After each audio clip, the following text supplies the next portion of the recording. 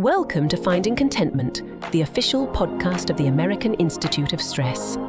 The goal of this podcast is to explore the science, psychology, and practical wisdom that can help us manage our stress. If you are looking for personal growth and professional success, or just want a more fulfilling life, visit us at stress.org. And now here is the host and executive director of the American Institute of Stress, Will Heckman. Greetings, everyone. This is your host and executive director for the American Institute of Stress. It's Will Heckman. Thank you for joining us once again. Hey, please remember to visit us and subscribe to our free magazines. Just go to stress.org. And if you want, send in those reviews, send in comments. And if you're watching us on YouTube, I'm going to ask you, please hit the like button. Make sure you subscribe below. It helps promote the channel, and we really appreciate it.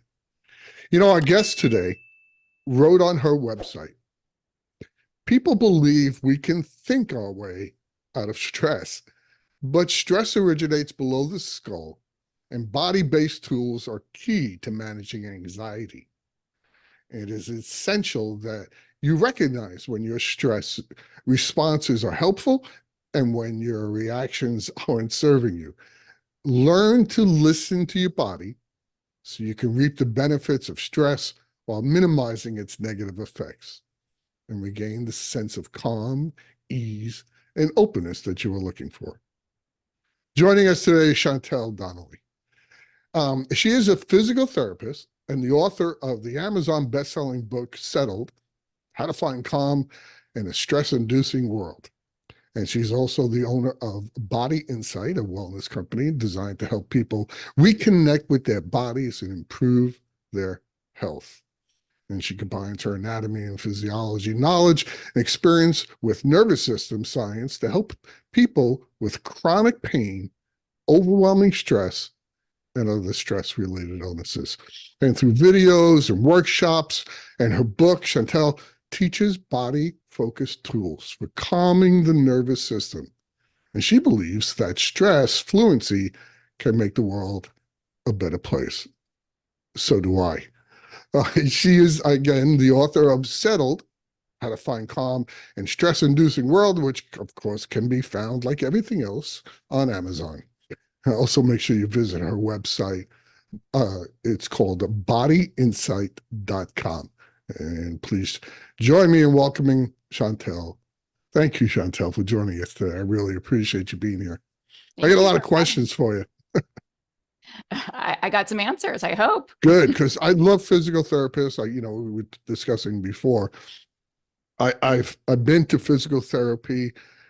It's a very stressful time in your life when you have to go see a physical therapist. You're in pain, and that in itself causes immense amounts of stress. But there are also other things you may be dealing with a car accident, a sports injury, is all kinds of things. But the first thing I really wanted to ask you is about your journey. You studied psychology, if I'm correct, and then became a physical therapist. Can you tell us how you got interested in stress and its effects on people? Yeah, the simple answer as to how I led down that path is frustration.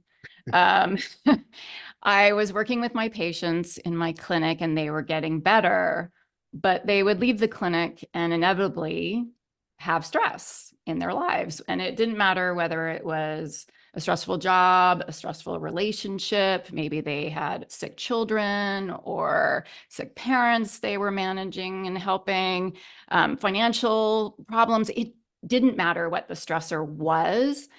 But what happened is that all the healing that they would do in physical therapy would unwind, and the inflammation and the pain would come back because of the stress. Yep. So that was my frustration, was really not being able to help my patients completely. And that's how I started getting into the science of stress and really researching it and trying to figure out, okay, as a physical therapist, what can I do to help my patients with stress? Or do I need to go back to my psychology, get a PhD in psychology maybe, and attack it from there? And what I found is that indeed my anatomy and physiology and physical therapy experience were the perfect foundation for helping people with stress. It sounds like you combined a lot of things and sort of hit the nail on the head. It's a combination of those things, and I'm so happy that you found your way to helping people with their stress, because some of that stress that people feel at the time when you see them might be acute because they just had an accident or something, but it turns into chronic stress because all of a sudden, as you mentioned, they have financial worries and family responsibilities and that turns into chronic stress. And I wanted to ask you about that because even if they're not injured, we see people, obviously AIS talk to a lot of people who are going through a lot of stress related issues. Some of them are chronic. And I wanted to ask you, have you seen that chronic stress impact people's physical health? Oh, yeah. And can you help it with PT? Yeah, absolutely. So, stress in the body, the chemical reaction that occurs when we're under stress, initially is very helpful. It helps us focus, it boosts the immune system, and it's, our survival adaptation. It's good for us. Unfortunately, in our modern society, we either have one of two things. We either have ongoing stress.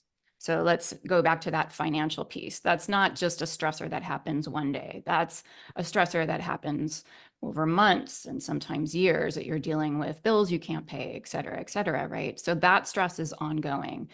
And that prolonged stress can cause a chronic stress, right? And I'm going to go back to the other point, is that if you don't have a stress that's ongoing, like a financial stress, as my example, sometimes what happens is the stress goes away or diminishes. But as humans, we get stuck in a stress response. So those are the two things that can happen in our modern world, is either we get stuck or the stress is just ongoing and it never lets up. Okay, so what happens is you go from stress being helpful, where it was boosting your immune system and helping you focus and helping you motivate to action, to something called allostatic load. An allostatic load is when those chemicals being released in your body by stress now turn on the body. So instead of boosting your immune system, they become inflammatory and actually dampen the immune system now. So you've got inflammation, you've got a dampened immune system. This is where we have sleep problems. This is where we have digestion issues. You're going to have sugar regulation problems. And this is sort of the beginning, right? Blood pressure issues. I mentioned inflammation already. So all of that can now lead to things like cardiovascular disease, diabetes, dementia, autoimmune disorders, and chronic pain, right? It's so on right on that you're saying that, because we see that happen. The manifestations of chronic stress are exactly those things.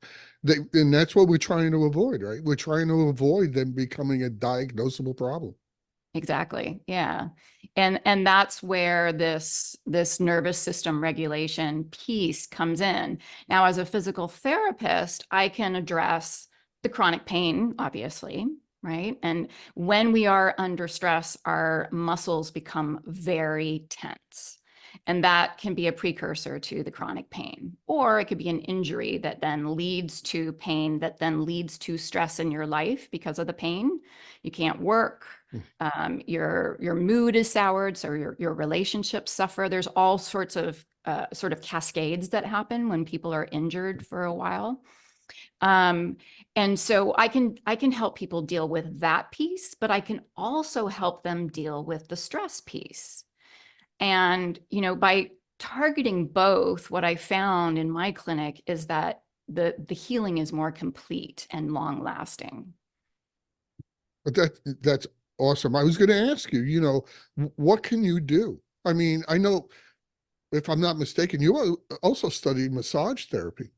I did, yeah. I've talked to massage therapists and physical therapists, and they talk about working on those kinds of things, those kinds of problems to help relieve people's stress. When you put your hands on somebody and work with their injury and their pain and their stuff like that, even if you can't, I mean, you can't obviously help their financial problems or the problems that have, but lessening the stress that they're feeling while you're with them maybe balances it out a little bit. So, Well, I think when you manage the stress, you can't target the stressors, like you said, right? But if you can manage the stress, you actually widen their window of tolerance, as Dan Siegel calls it. So I call it your settled section. You broaden your settled section. And what that means is that you have more bandwidth and the cognitive capacity to now deal with the financial stuff.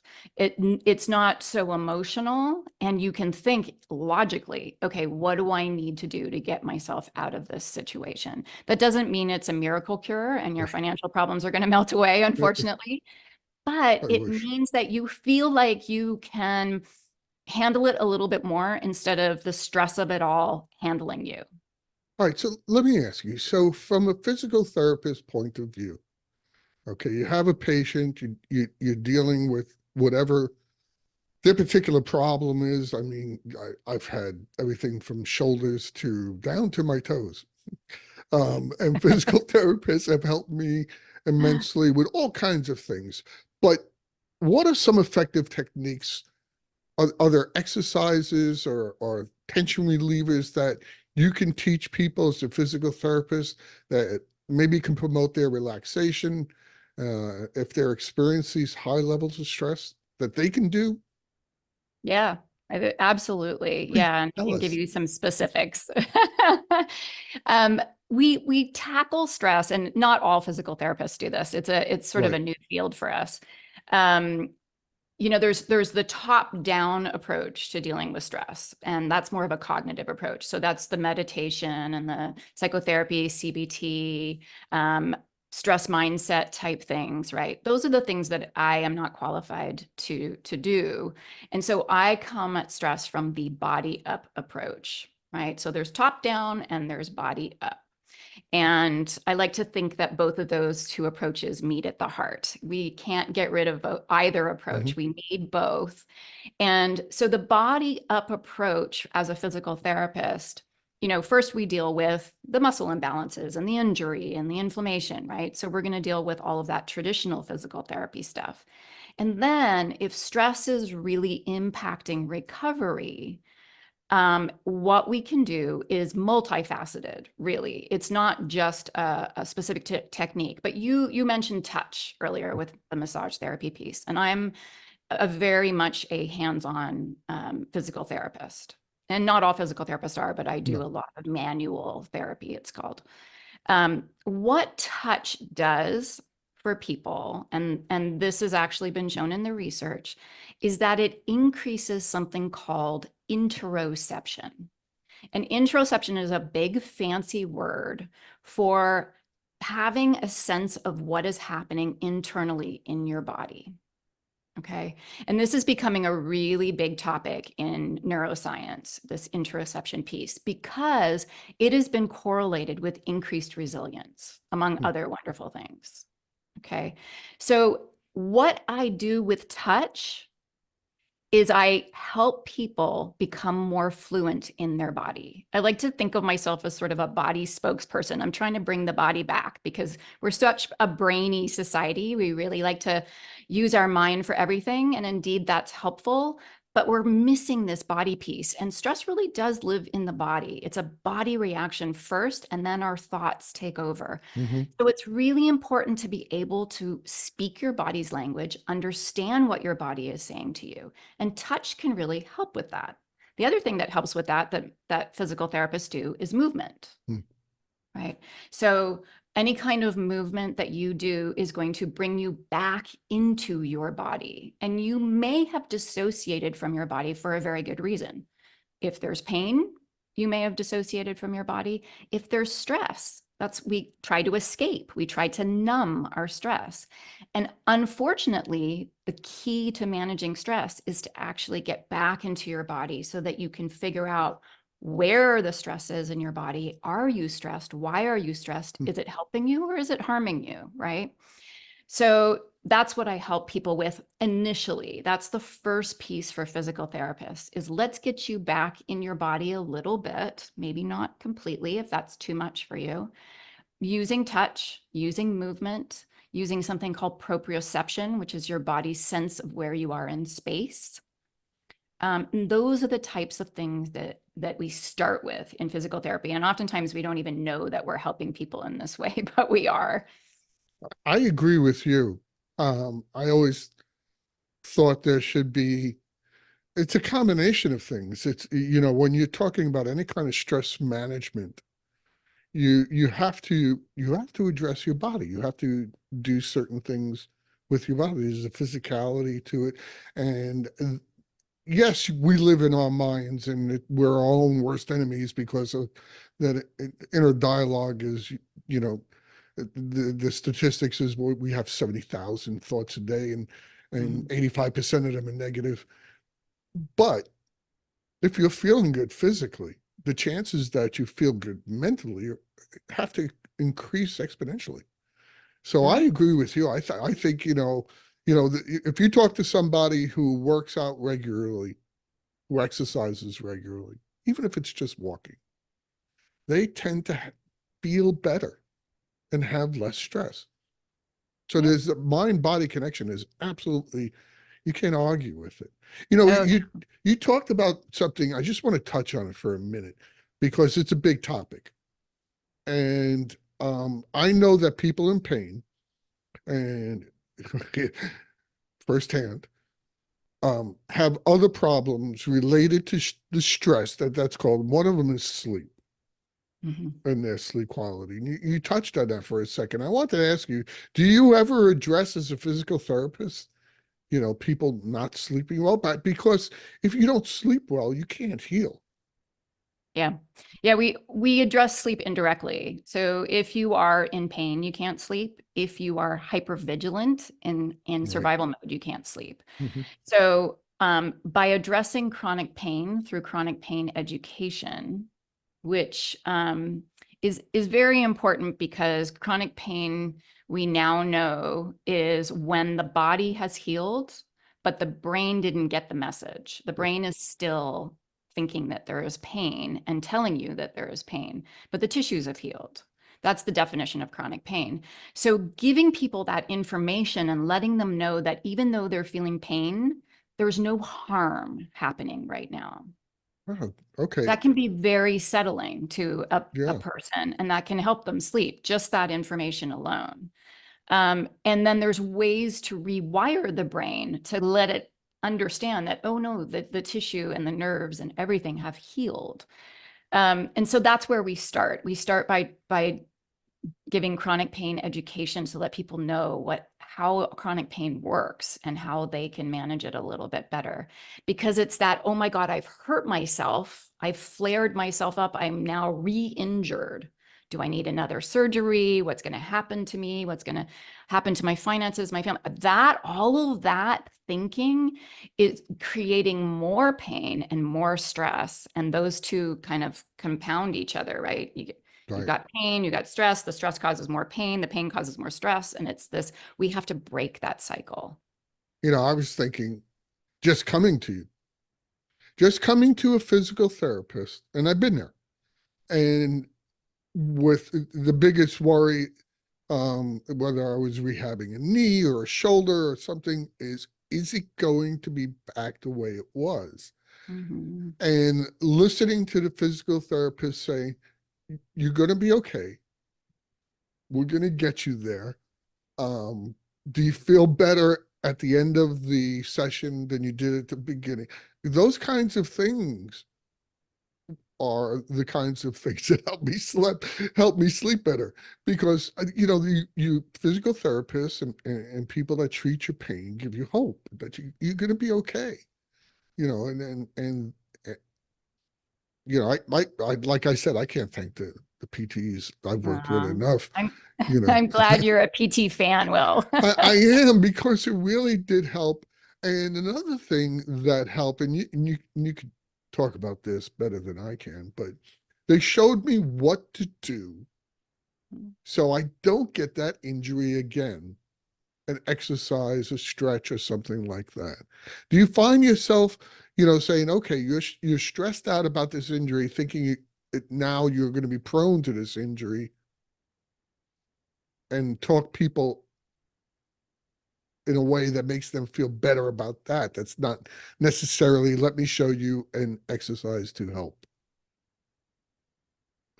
When I hurt my shoulder, one of the things they did was give me those surgical bands to help the stretch. And I continued to do that when my physical therapy sessions were over. And it did. It helped me not pop out my shoulder again for at least 6 months.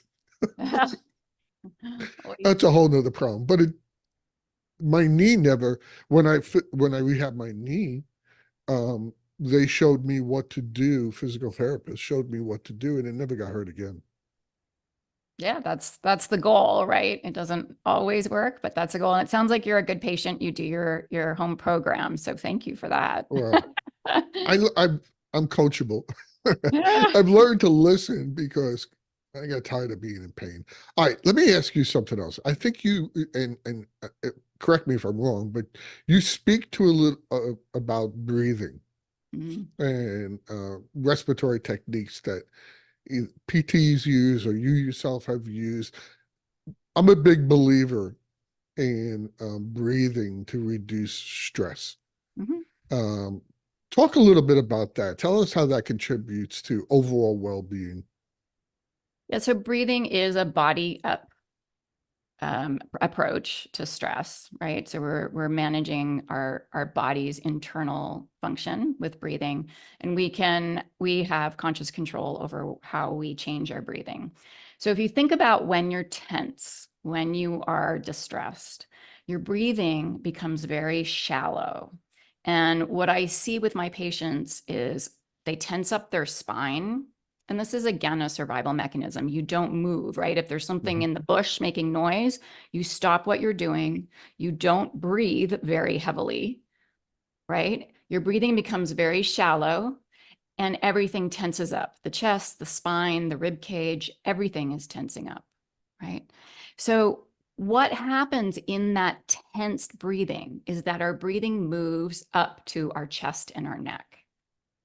And as humans, again, we can kind of get stuck in a stress response. And what I see with patients is that they breathe all day long from their chest and their neck. Now, there are muscles in your neck that actually help you with breathing. And that is adaptive for fight or flight. They call them accessory breathing muscles, meaning they're supposed to move your neck, but in an emergency, they will kick in for breathing.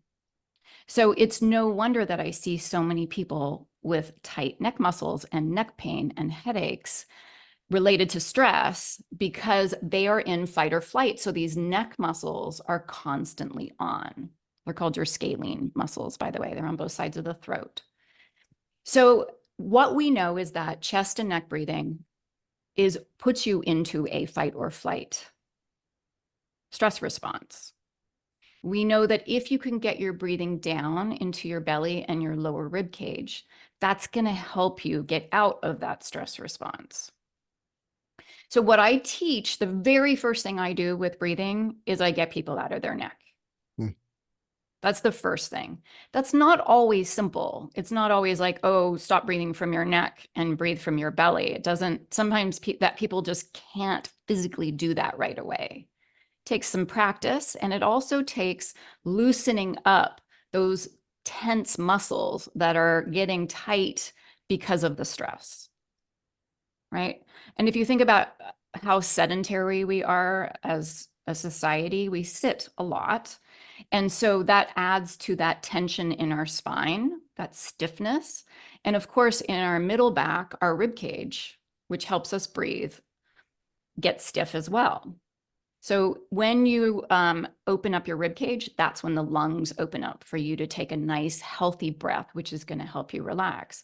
But if your rib cage is so stiff, you're not going to be able to get that relaxing breath, right? So I tend to focus on, can people use breathing properly to find that parasympathetic response that we're looking for? And oftentimes my patients, of course, I'm seeing people with neck pain. So I'm seeing a high population with the stiff rib cage and the stiff back. But really, with our sitting, a lot of people are there. And so I help people learn how to mobilize their spine and their rib cage, which literally takes 30 seconds. It's a very simple exercise.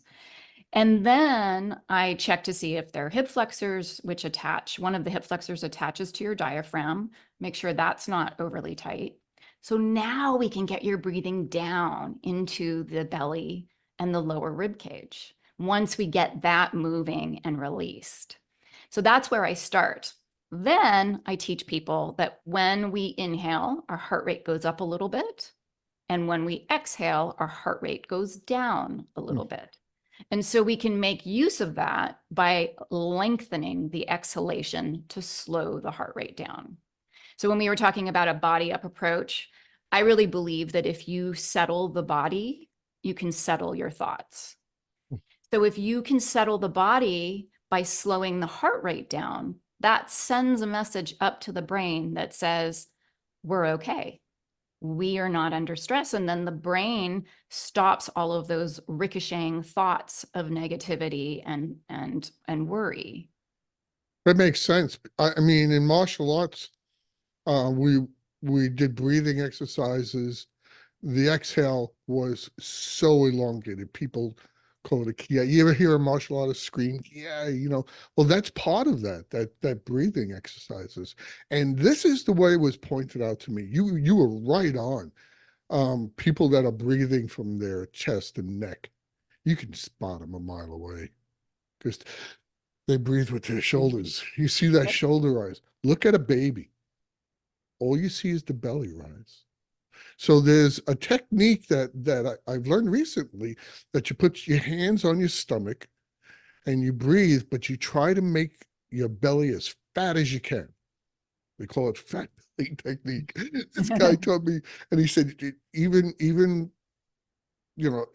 anyone can do it. You lay on your back and you breathe and you make that belly as big as you can, then you slowly exhale. So you're concentrating, you're focusing on your belly and breathing. So you were right on. That's exactly what we need to do. We all need to do that. I love breathing techniques for a bunch of reasons. One, it's free. Two, it's always with you. You don't need any special equipment. You can always do it throughout the day. So I think that's a great answer. And I hope more people pay attention to it.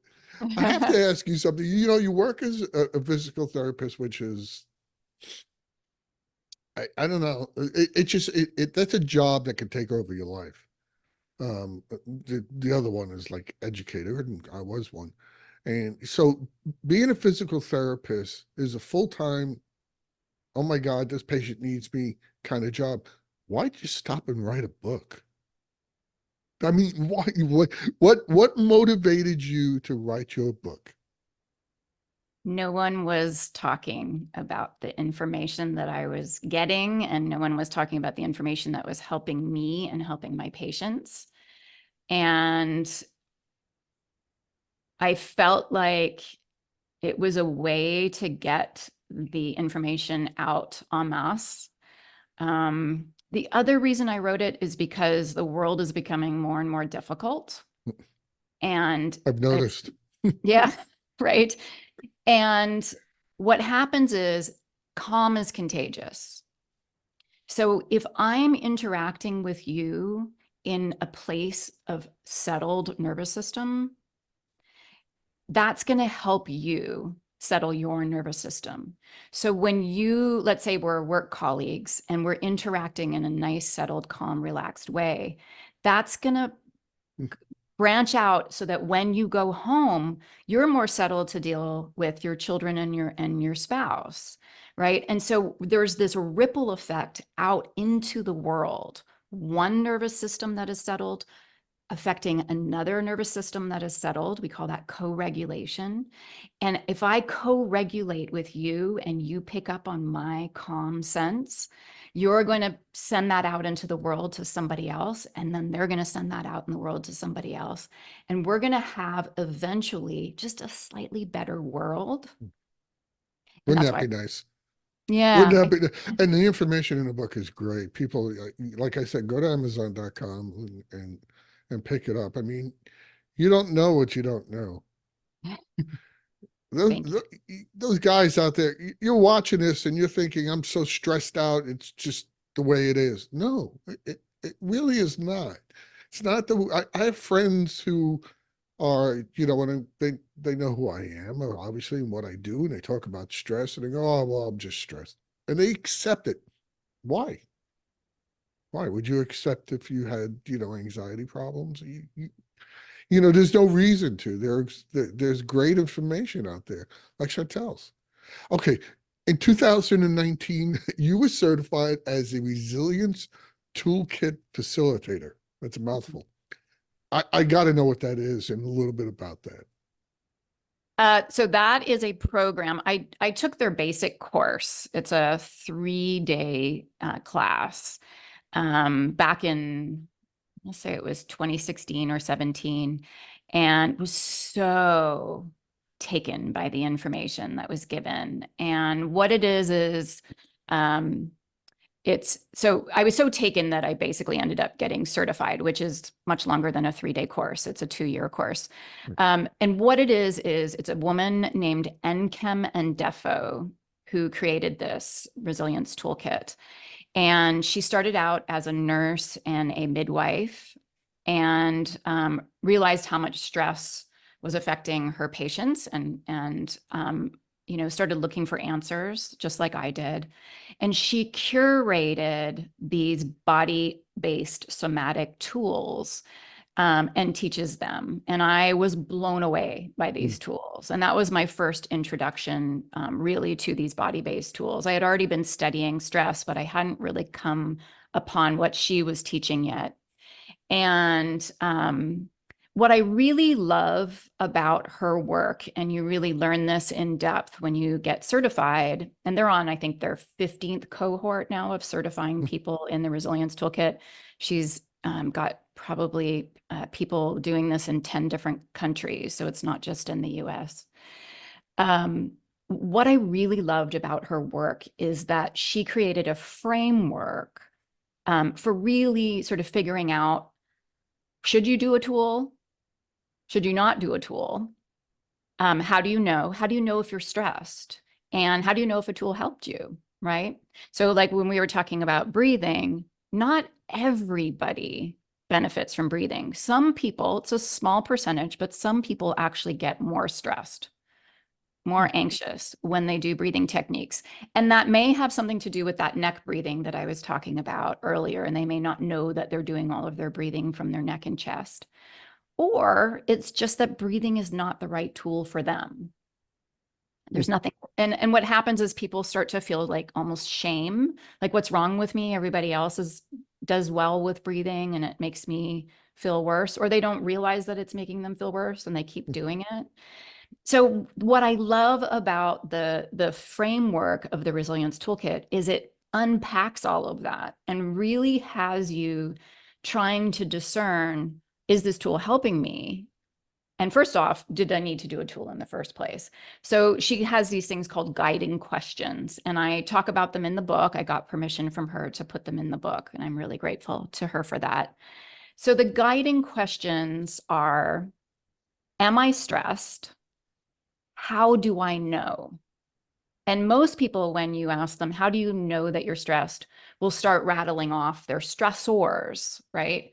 I have a deadline at work. I got stuck in traffic and was late today. My child is homesick and I don't have healthcare, whatever it is. Those are the stressors. And those are the things that we can't always do something about. How do you know you're stressed in your body is really and truly what that question is asking. Is your jaw tight? Is there tension in your stomach? Are you having digestion problems, maybe constipation or diarrhea? Do you have a migraine? Did you not sleep well last night? What is your body telling you? Is your heart rate up? Right? Do you feel like you're breathing from your chest? Do you feel a tightness in your chest? All of those types of things are clues that you are having a stress response. And that's that body fluency that I was talking about. So the first guiding question is really asking you, where in your body is your stress? And then the next guiding question is that stress helping you? Right? So going back to stress can be helpful. So in this situation, and the example I always give is, and it's a really extreme example, but it helps people understand. If you are in an abusive relationship, don't use a tool. Your stress is helping you. Your stress is trying to protect you. Keep You you don't want alive. to relax. Yeah, you don't want to calm down in that situation, right? So, and that's an extreme example, but there are lots of other examples. If your child needs to get to the emergency room because they've broken their arm, you need a little bit of adrenaline to get you there and to stay focused on task at hand, right? So there are times when stress is helpful. So that's that question that you ask yourself. Not always an easy thing to answer, but the more you do this, the easier it gets to answer, the better you get at answering it. Is my stress helping me in this moment? Most of the time. Go And ahead. what you said before about, I'm stressed out because I have a deadline. Well, if you weren't stressed out, you might miss that deadline. And then you get fired, and then you get, so you're absolutely right. We need stress to be productive. We Yes. need And stress to be happy. The stress, you and I go I'm in Florida and we go to Disney World like I do with my wife, and they go on those roller coasters. There's different kinds of stress between the two of us. She has the stress where, oh my God, I'm so excited. And I have the stress where, hell no, I'm not going on it. So, stress is an enjoyable thing. We need it in our lives. I wonder sometimes, because Dr. Dan Kirsch and I have talked about this. He's the president of AIS. We have a stress epidemic. But do we have a stress epidemic, or do we have a lack of resilience epidemic? Do we not? Do we have not the ability to handle and bounce back from it? I think it's both. I think Okay. our society is leading to more stress. But I also think that we are stuck in stress responses. And so, going back to the example of the deadline, yes, you need some adrenaline to keep you focused to get through that deadline. If the adrenaline and the cortisol release is too much for that situation, you won't be able to think clearly enough to get the work done that you need to get done to get to that deadline. Yep. And so that's that. Am I stressed for a reason? Is it an appropriate stress? So those types of questions. Oh, I'm too stressed. This deadline's been going on for a month. Maybe it's even just a week. But the stress has become so overwhelming to me that I am now shutting down instead of being productive and getting the job done. That's when you know that, oh, it's no longer helping me. I can do a tool. Right. I can choose. And so then you start to play detective as to what tools are good for you. Is it breathing? Is it vagus nerve stimulation? And we can talk about what that is later. Is it going for a walk? Is it reaching out to a friend? There's all sorts of approaches that are body up that can help bring you down enough so that you can now think clearly and focus to get to the deadline successfully. And a lot of it is perception. Like I said, we're our own worst enemies. My daughter is a very gifted student. That's great. I'm bragging a little, but it's also a double-edged sword, because those kids get very stressed out about tests and things like that, not because they want to pass. They have to get 100. It's like, and I would explain, no, don't be stressed out. This is a chance for you to show off. It's all perception. And so we've had long discussions about that. We no longer have to. She's old enough to take care of Yeah. herself. Okay, so we're running out of time, but I want to ask you one last question. I asked it to all our guests, and it's I want to ask you, Chantal, what is your personal go-to for stress relief? Everyone has something that they do, or I hope they do. What is your go-to? So one thing we didn't get into is talking to our vagus nerve. And our vagus nerve is our main branch of the parasympathetic nervous system, that calming nervous system. And people talk a lot about the vagus nerve. What they don't really talk about is that there are 4 other cranial nerves that associate with the vagus nerve that are really easy to address via the muscles and joints that those nerves feed and activate. So what am I talking about? So there's a cranial nerve called your accessory cranial nerve, and it feeds muscles in your neck and your upper traps, all of your traps actually, but the upper traps are here, those muscles that allow you to raise your shoulders. And it feeds a muscle in your neck called your sternocleidomastoid, which allows you to turn your head. If I massage these muscles, I'm actually communicating via the accessory nerve to the vagus nerve. And I am telling my body that I would like to go into a relaxation response. So one of my go-tos is actually doing some self-massage on the sternocleidomastoid. So it starts right behind the ear. And all I do is I just rake down to my collarbone, to right where my collarbone and my throat kind of meet up.